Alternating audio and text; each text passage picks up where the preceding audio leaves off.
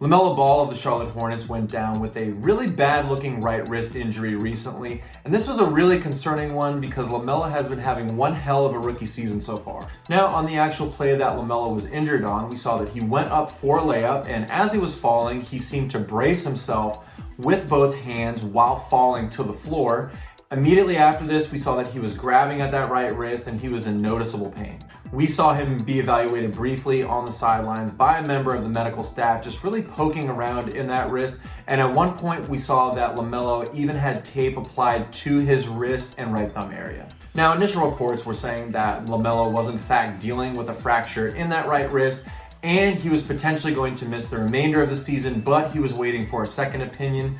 Today, we found out that he actually did have surgery on that fracture in the right wrist and is expected as of right now to be immobilized for about 4 weeks before he waits for a reevaluation. Now, because of the complex anatomy of the hand and wrist area, I was really hoping that they were going to reveal exactly where the fracture was and the type of surgery that Lamelo had. However, they haven't done that yet, but based on how he was presenting and based on the mechanism of injury, we can make a few guesses. And since some people may not be too familiar with the anatomy of the wrist, I'm going to focus on that in today's video.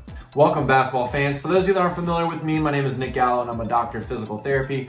With this video, I'm going to go ahead and take a look at Lamelo Ball's recent right wrist injury against the LA Clippers. First, I'm going to start off the video by showing the actual play that Lamelo was injured on so that we get a good visualization for his mechanism of injury. Then I'll go over the applicable anatomy in the wrist that could potentially be involved for this type of a wrist fracture. And finally, I'll go over some potential surgical details and what to expect moving forward after a surgery like this. If you like today's video and you find it informative, please hit that thumbs up and subscribe to the channel because I will be making more videos in the future regarding sports injuries, rehabilitation, and other physical therapy related content. Also, if you have any comments or questions, please leave those in the section below. Now to begin, let's go ahead and we'll take a look at the play that Lamelo was injured on. Here we see that Lamelo is driving into the basket for a layup where he will fall right here and brace with that right wrist after he grabs it in noticeable pain. Then we see here that he keeps grabbing at it, and on the bench he's getting evaluated by a member of the medical staff, and he would eventually get tape around his wrist and thumb. So here I have a model of the hand and wrist, and so the two bones in the forearm, the radius, which is on the thumb side, and the ulna, which is on the pinky side, those two are going to come down and they're going to meet a group of 8 bones known as the carpal bones, which are most often associated with the wrist, and I'll go into a little more detail on those in a second. The next row of bones, you see there are 5 right in through here. These are known as the metacarpals, and there's 1 for each finger.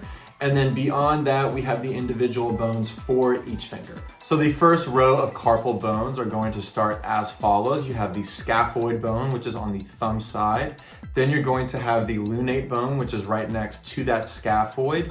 Then you're going to have a bone known as the triquetrum, and you're going to have another bone known as the pisiform right on top of that. And as you move further down the wrist, you're going to have another row of 4 carpal bones. The first one on the thumb side is one known as the trapezium. Then you're going to have a bone next to that known as the trapezoid. And then you're going to have a bone known as the capitate. And finally, a bone that is on the pinky side is known as the hamate. Now, once again, we don't know the exact fracture or the exact surgery for Lamelo Ball's wrist. However, we did see that immediately after that wrist was injured, we saw that he was grabbing more towards that thumb side.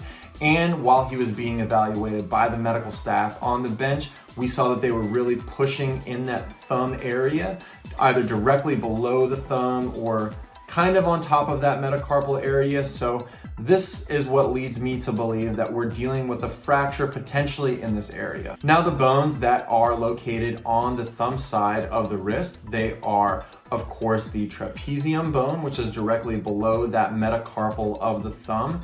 Then we have that scaphoid bone, and we also need to consider that potentially this bone right in through here, the distal radius, could also potentially be involved. Now, it's really important to say that actually the scaphoid bone, that bone right in through here, is actually one of the most commonly injured bones in the wrist, especially when a person is falling onto an outstretched hand.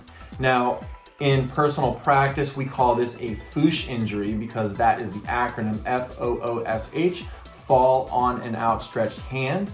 Now, this is something that a lot of us have probably done throughout our lives. If you've been active in sports or you've had an unsuspected fall, this is something that a lot of us do naturally to try and brace that fall. And as you can see right here, that as a person does that, that can really put some compression right in through that scaphoid bone. One thing that's also really important to say about a potential scaphoid fracture, a lot of times a person is at risk for disrupting that blood supply that comes in and supplies that scaphoid bone.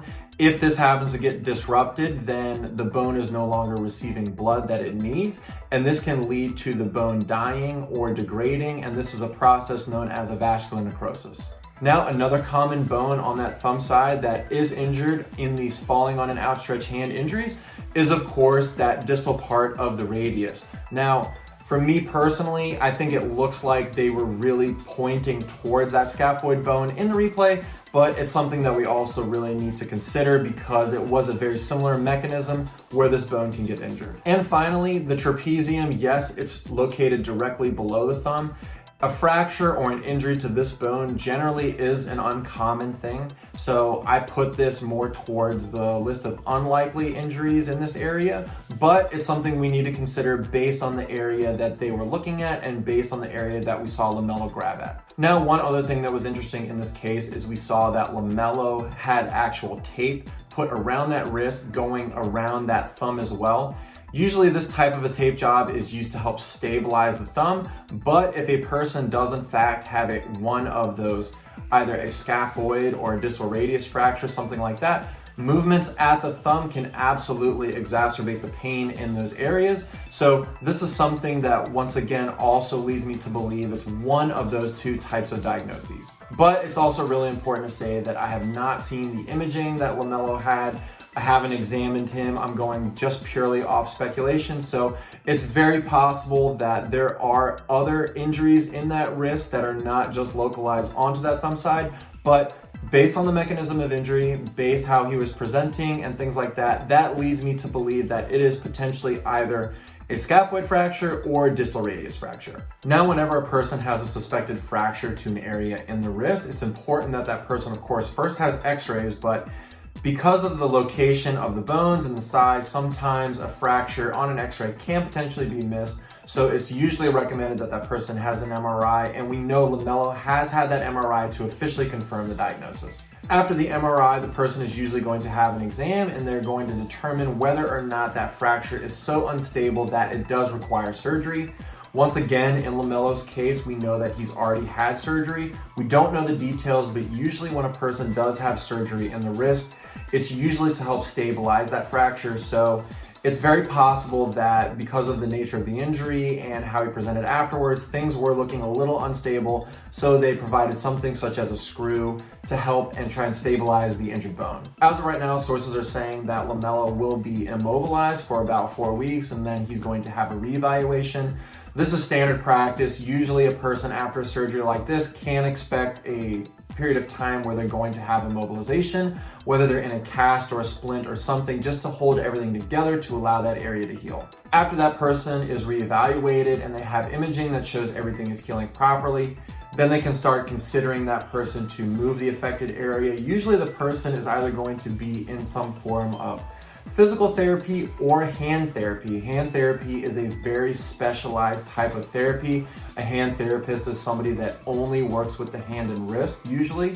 And this is someone who is so specialized and very knowledgeable on that hand and wrist because once again, it is a very complex part of the anatomical structure. So this is something that is usually your best bet when a person can go to that hand therapist because they usually have the most knowledge. Typically, the physical therapist or the hand therapist, whoever it is going to start that person out with gentle range of motion exercises to get everything moving properly again. Then once they feel like everything is looking good, that person will start to begin strengthening and things to the affected area. And finally, as things are looking good, then they can start that sport-specific movement again. I think as of right now, I know initially they were saying that Lamelo Ball would potentially miss the remainder of the year.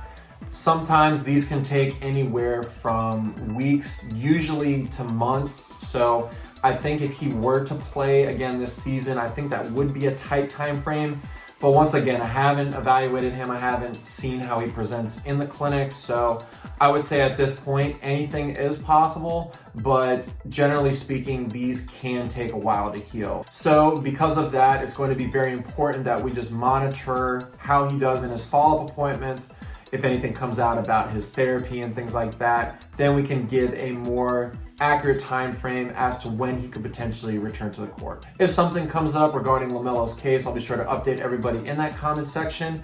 And if you happen to see something, please share it for everybody else in that comment section too, so that they can also see the update. And that's it as of right now regarding Lamelo Ball's most recent right wrist fracture. Once again, thank you very much for watching the video. If you did like today's content, please subscribe to the channel because I will be making more videos in the future. Thanks for tuning in, and I'll see you next time.